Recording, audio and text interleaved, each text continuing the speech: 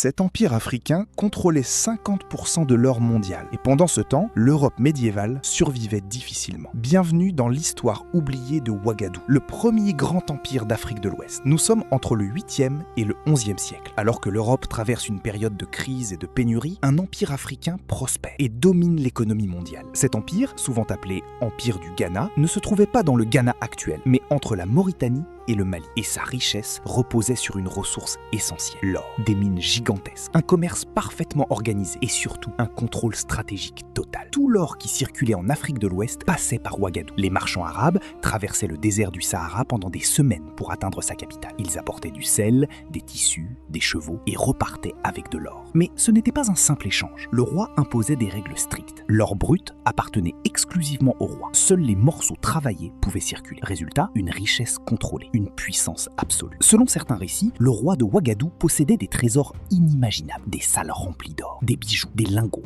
des richesses à perte de vue. Mais ce qui rend cet empire encore plus impressionnant, c'est son organisation. Une armée puissante, une administration efficace, une justice respectée et une capitale divisée en deux villes, une pour les habitants et une autre pour les commerçants étrangers. Un système avancé des siècles avant de nombreuses civilisations. Mais comme tous les grands empires, Ouagadougou finit par tomber. Des conflits internes, des pressions extérieures et des changements climatiques affaiblissent progressivement sa puissance. Pourtant, son héritage reste immense. Il a ouvert la voie aux grands empires du Mali et du Songhai, il a prouvé que l'Afrique était un centre économique mondial et il a marqué l'histoire, bien avant que le monde ne s'y intéresse. Si cette histoire t'a surpris, abonne-toi, parce que l'Afrique a dominé le monde bien avant qu'on te le dise.